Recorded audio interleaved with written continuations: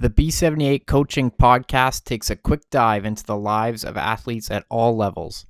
Short and sweet, the goal is to help you troubleshoot some of the common issues and questions around training in a time-efficient manner. Welcome to the B78 Coaching Podcast. Today we have Lindsay Glassford joining us from Panorama in the interior of BC. You are in Panorama right now. I am, yep. Yeah, awesome. Lindsay is one of the best age group triathletes, certainly that I've ever seen. Yeah, you're pretty legit. You've done some pretty cool stuff. Yeah, I guess. But on top of that, you're also an avid mountain biker. You're very sporty. I just like to do lots of things, I guess. Yeah. And how's things going? This year's been pretty crazy. Yeah, this year has been crazy. I mean, it's just kind of getting into spring now. So like I've been inside on my trainer and I don't feel like my training has changed a whole lot since like COVID happened, aside from the swimming, but like nobody's swimming, so whatever. But yeah, other than that, the year is going good. Just gonna roll with it and see what happens. Yeah. That's nice to hear, actually. And I think probably a fair number of people who live in winter climates are kind of feeling the same. Can you hear about a whole bunch of background noise right now? Oh, that's good. Yep. Yeah, I think people are coming in from winter climates. Not much has changed because you're doing a lot of your training indoors. So swimming's the only thing.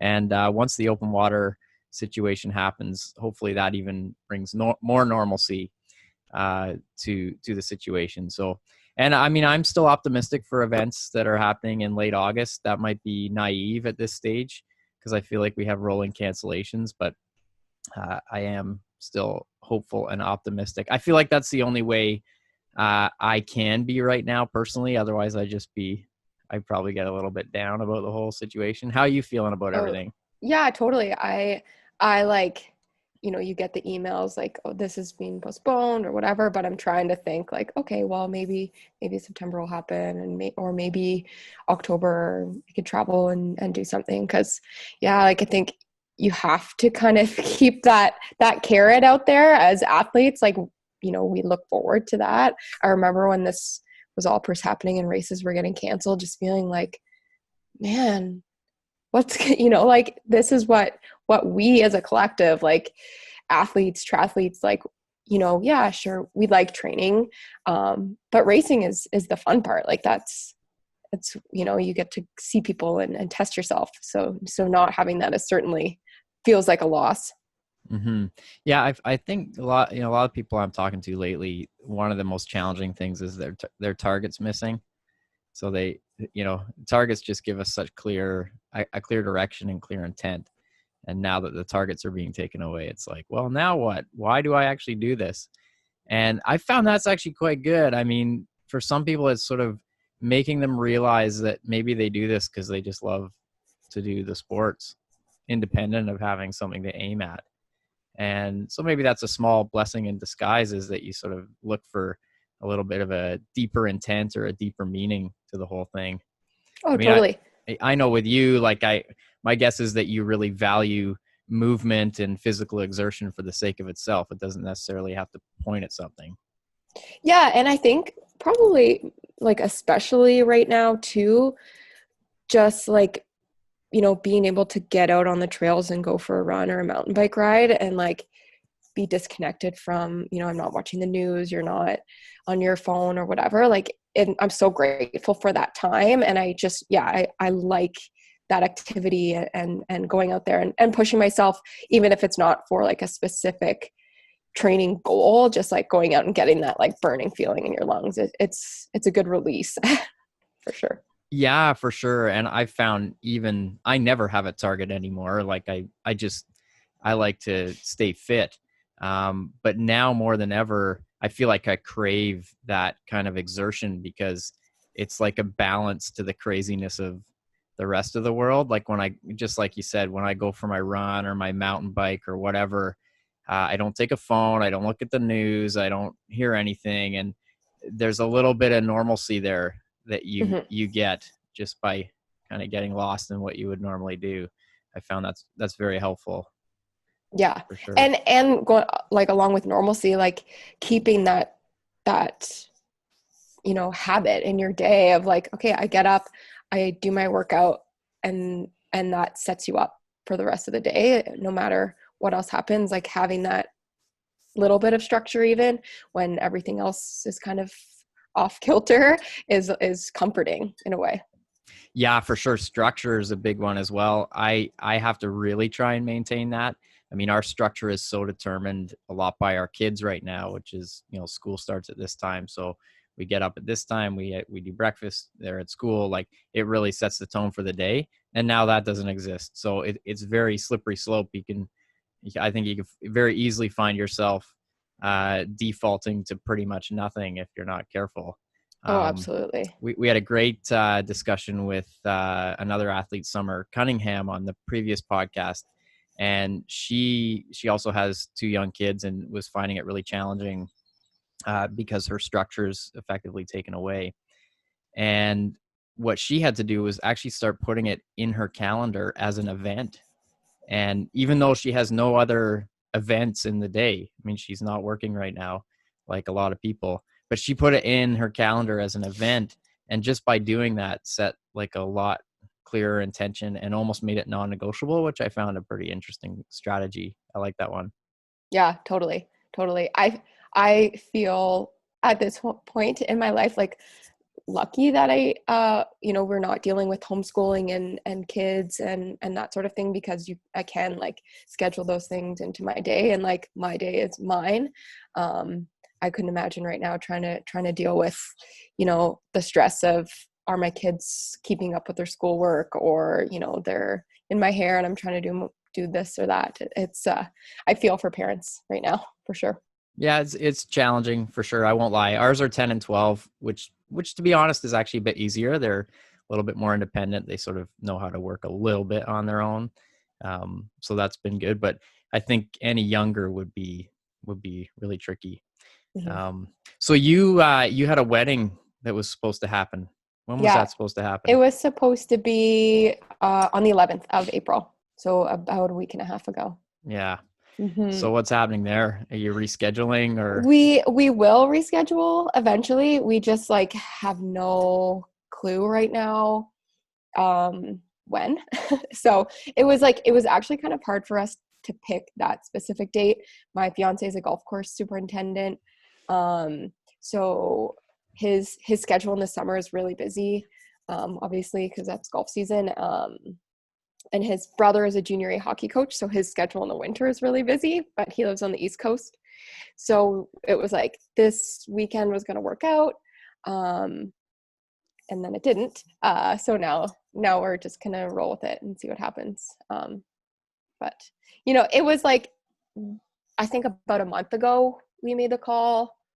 Yeah, like March 16th or 17th, we made the decision to postpone, because this was sort of when, the beginning of the COVID thing. And in that moment, it was like so devastating, because, so much goes into planning your wedding and you're excited and you want it to happen. But now as time has gone on, it's like, wow, we're so lucky for all that we do have. We're safe. Evan has a job. We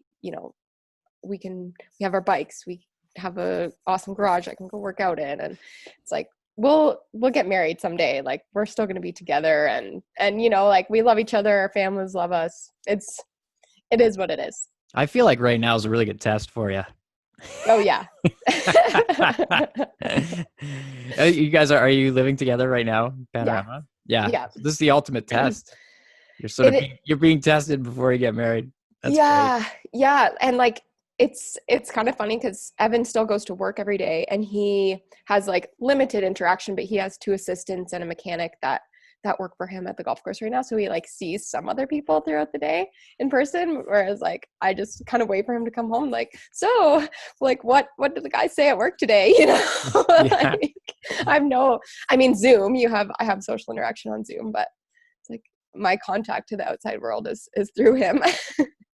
Yeah, for sure.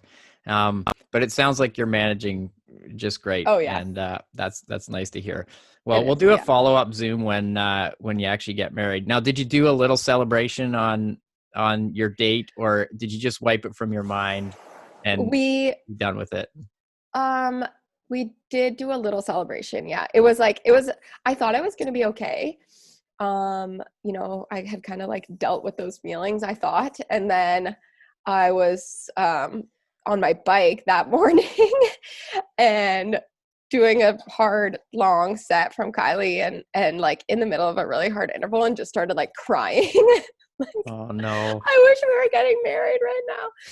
So that was part of the day. But then actually a bunch of our friends from Panorama came by and like drove by our house and had a big parade of like honking, and they dropped off a gift basket, and we kind of like hung out in the street and had a couple drinks with them. And then we had a Zoom call with my parents and Evan's parents and my sisters. So it turned That out to be a good day. that's good. That's good. Mm-hmm. Yeah, I figured you must have done something, must have happened just to sort of Mm-hmm. recognize the date. And in a way it'll make, when it actually happens, hopefully it'll be even a bit more special just because of the circumstances. For sure. Yeah, for sure. Yeah. And we'll have a good Um, story. exactly. Yeah. It'll be the COVID-19 2020 wedding fiasco or something. Yeah. Yeah. So what do you, in terms of training, like COVID stuff aside, what are some of the biggest challenges you find with training in general? Anything consistently come up, or are you pretty level? Um, I- for me personally, like in my where I live, swimming is really hard for me.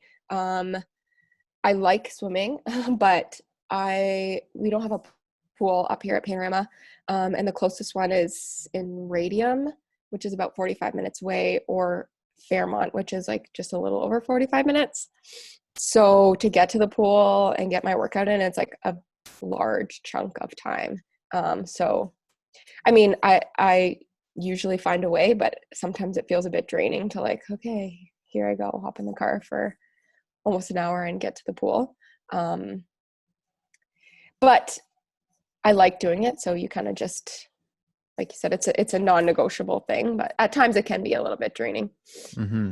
And is it so open water though in the summers? Is that accessible or Yes, quicker? it is, which I'm super grateful for. Like, there's a little lake about 10 minutes from our house, so as soon as it's warm enough, I just swim there pretty much all Yeah. And summer. what time of year does that happen? I mean, obviously a bit later where you're living compared to here. Yeah, like depending on the weather, kind of end of May, start of June. Yep. Okay. So yeah, that is a bit later. I mean, I know folks around here are getting in already, Mhm. but that's Victoria, so we don't really have typical winter, so that's a bit of a bonus.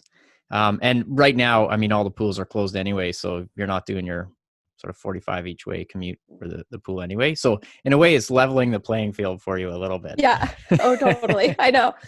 I just think like, you know, I appreciate having the Zoom swim workouts and doing that strength training and stuff, but I'm trying not to get too worked up about it. Like, I'm not swimming, nobody's swimming. We'll Yeah. all get back to it eventually. Yeah. Oh, for sure. So when the lakes open up for you there, are you almost exclusively open water, or do you still make that commute regularly? Um, Usually pretty much just open water. Like, I might get to the pool maybe one day a week or once every couple weeks for like an interval or like a speed set to work on some of that higher end tempo stuff that it's a little harder to do in open water. Um, but most of the summer I'm open water.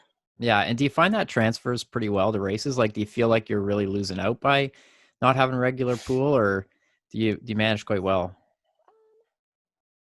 I think I manage okay because especially working, like, since I've been working with Kylie, she's stressed like the importance of getting in that speed work even if it is in the open water.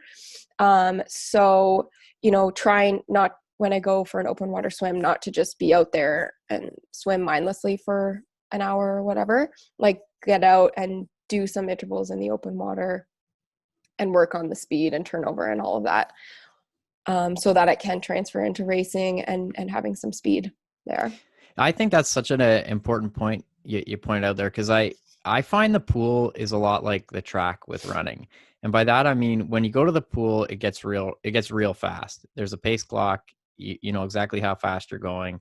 It's very very measurable, and because of the nature of that, because it's so measurable, we're always aware of our paces. Like I remember when I was training, you always knew how fast you were going in the pool. It was really hard to shut that part of your brain and the workout off.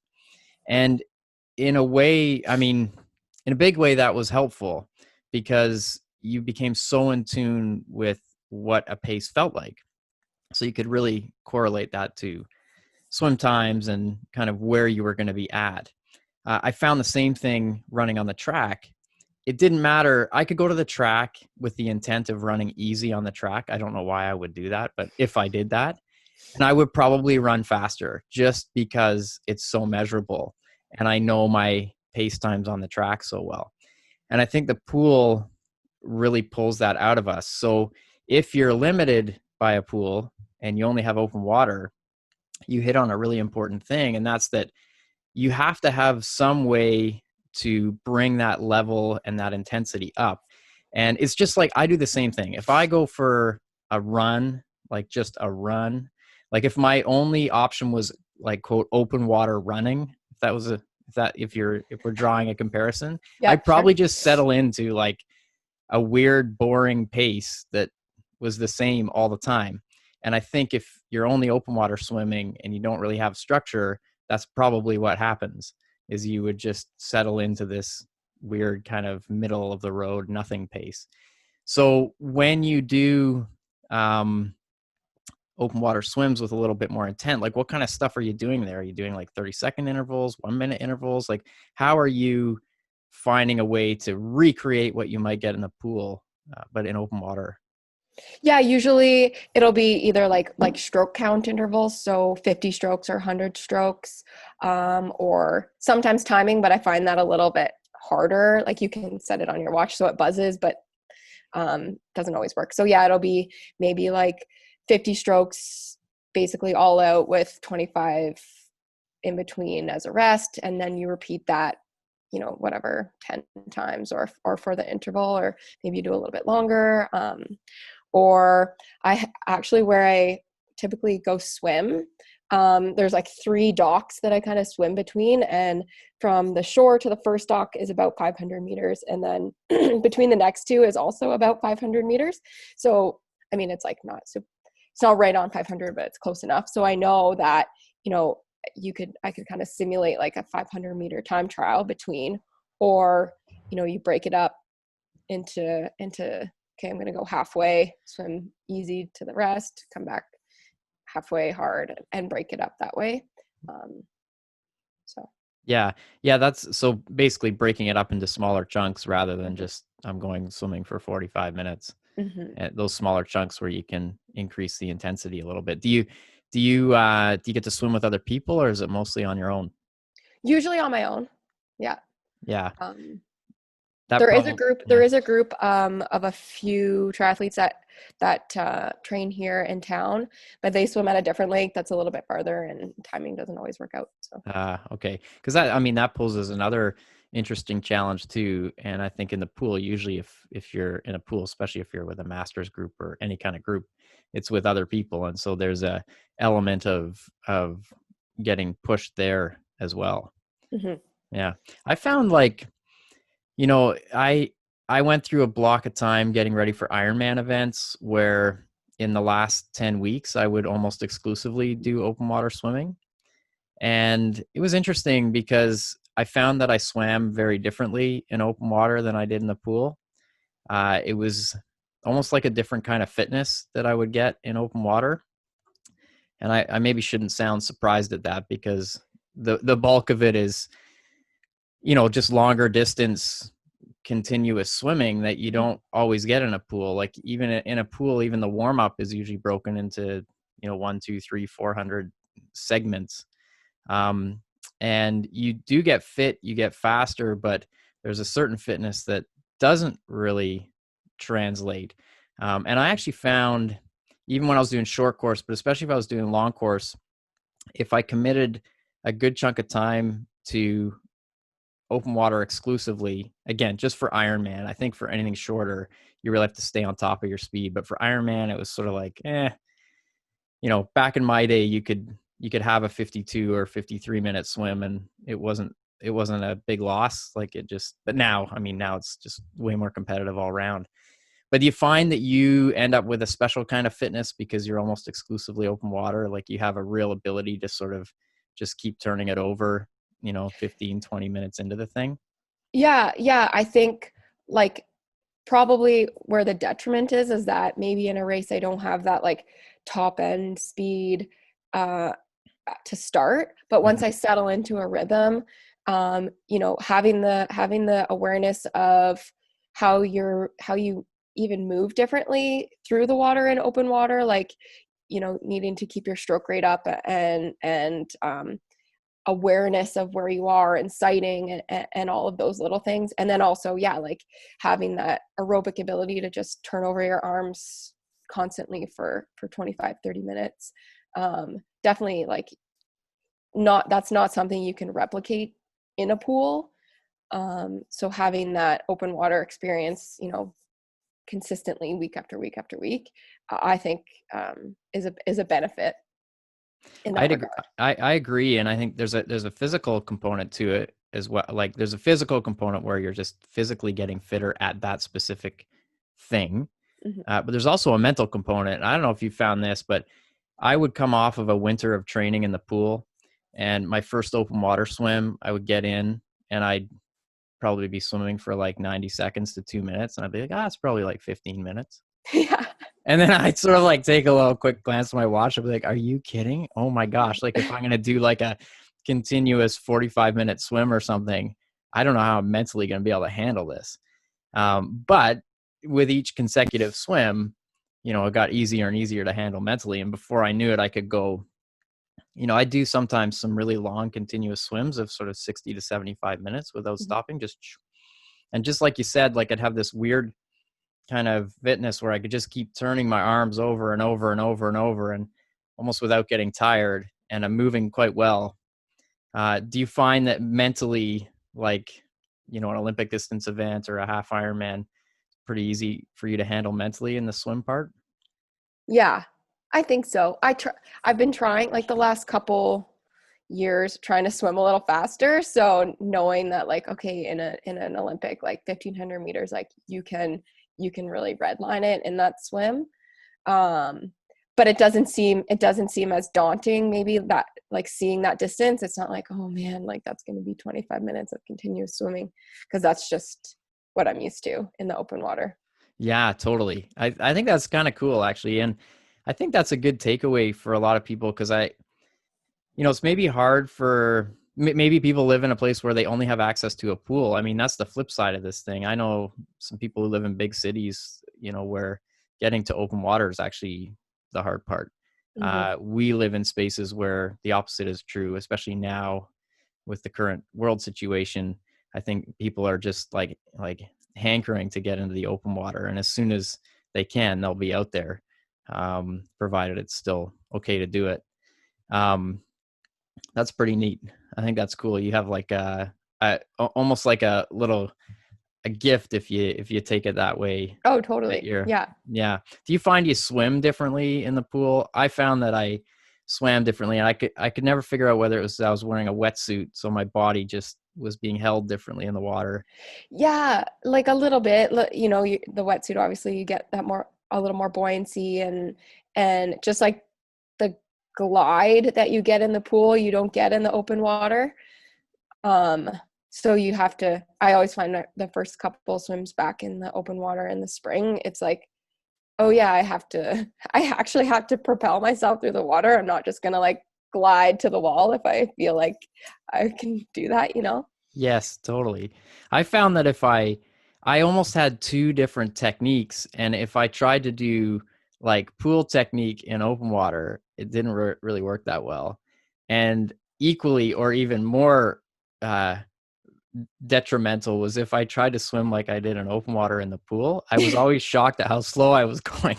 It was like Yeah. almost depressing. Like, ooh, But it oh. seemed to work in open water for some reason, and maybe that's just the dynamic of other people. Or, but as you said, turnover was a big part of it for me. If I could just, once I got fit enough to just keep turning my arms over, I felt almost invincible. Mhm, And mhm. I certainly wasn't setting any records in the pool, but it served me quite well in open water for some reason. Yeah. So what's on tap for you this year? A, that has been canceled, and B, what is still going but maybe canceled. Oh, okay. So has been canceled. I was gonna do Victoria 70.3. So Mm-hmm. that has been I took the option to postpone to next year. Okay. Because we were Yep. given a few options of different races. So that one was canceled. I signed up for a couple shorter ones locally, like June, July, which I anticipate probably being canceled. Uh, Xterra Victoria, that's still kind of up in the air. I actually just looked at their website yesterday, What's the date of that one? July 5th. Yeah. Okay. So I'm not going to hold my breath on that one. Um, what else? Calgary 70.3 I'm signed up for, which it's that one's a little bit later. It's in August this year. So maybe that one will go ahead. And then Xterra Canmore is again later in August. Mm-hmm. Um, so I'm hoping that will go. And if all else fails, there's the Xterra North American World or North American like championship is in Ogden, Utah in September. Okay. So I might pack up the car and head down to Utah Yeah. if Yeah. you know, we'll see if I can even get into the States. Yeah. Yeah. Who knows? I just think it's we kind of go, I want to say week by week, because feels like for the next few weeks we're definitely into this. But yeah, who knows? I'm, as I said, I'm optimistic for events deeper into August, September, October. But as we inch forward here, Yeah, I think it's anything anyone's sooner guess. than that probably, Hmm. I don't know. It's just hard to picture like how they could put on events responsibly in the context of physical distancing measures and easing back into like quote unquote normal life. Because that at a race you're grabbing cups from whoever and drinking and spitting and whatever. So that there's that whole safety side of it that I'm sure race directors right now are trying their best to figure out. So Yeah, I agree. We're gonna have to be well beyond this before that's acceptable. To be kind of spitting and just kind not of that we spit on each yeah. other in No, races, no, but you I know what I know. mean. Like, Well, yeah, but I think there's like sort of like, well, at least with Ironman, I knew by the end I was covered in spit and oh pee yeah. and all kinds of gross stuff. Yeah. The other big issue I think is going to be travel, Hmm. especially for those bigger events. Hmm. Maybe local grassroots events where it's just local people. Who knows? But certainly the big ones like World Championships, where people are coming from everywhere. Those borders have to be open, and I mean, there's much bigger picture stuff that needs to happen. Oh, absolutely. So And like in a place like Kona, bringing everyone from all over the world onto a tiny island with limited resources, like it doesn't seem like that's the right thing to do. Even if it is October, like who knows? So mhm. I guess we'll have to see what happens. Yeah. Well, fingers are crossed, Yeah. and that was great. Thanks. I really love that we dove into pun intended there into the swimming part of it and discussed open water, because I think people have maybe challenges either way. They either have Hmm. access to a pool all the time, no open water, or in your case, open water a lot of the time and harder to get to a pool. So that's kind of cool. Yeah, I think probably my situation is most people can get to pools and not open water. So if people have open water questions, I'm all ears. Yeah, totally. Well, you might be in a really good position this year. Yeah, You know, if pools and rec centers aren't opening, yeah, then you'll be the lucky one. So yeah. There's still ice on the lake right now, so yeah, not quite yet. don't let Might that have to stop you. invest in a dry suit. That's don't let that stop you. Just watch some Wim Hof stuff. Yeah, you do that like cold water. Yeah, I get in the cold water every week, and it's awful and great all at the same time. Hmm. I'm definitely not as hardcore as Wim Hof. I saw a video the other day where it's his 61st birthday, and he had an ice tub there, and he said he was going to sit in it for 61 minutes. And I'm not sure if he was kidding or whether he actually went through with it, but uh, that was pretty extreme. I wouldn't be surprised. I mean, he seems to have a very high tolerance for it. It's pretty Yeah. cool. I mean, I guess at that, after like 10 minutes, maybe you're just numb and it doesn't really matter, but you think Yeah. your core temperature would just Yeah. Your core really temperature would plummet. drop. I think that's his sort of superpower though, is he has an ability to maintain his core temperature through breathing. And I don't know enough about it. I'm trying to sound smart, but I really don't. But I do go in the cold water a lot just for the euphoria of it after. You feel so good. But You do. yes, That's true. yeah. I feel it's kind of like, like that expression, like why, oh, if you do something that's really uncomfortable, when you stop, it feels so good just because you've stopped doing the thing that's Yeah. uncomfortable. It's hard to tell whether you actually feel better. Anyway, on that note, thank you. That was great. We'll get you on again. I always love hearing from you. Absolutely. So have an awesome day, and thanks again. Yeah, thank you. Okay. Talk to you later. See ya. Bye.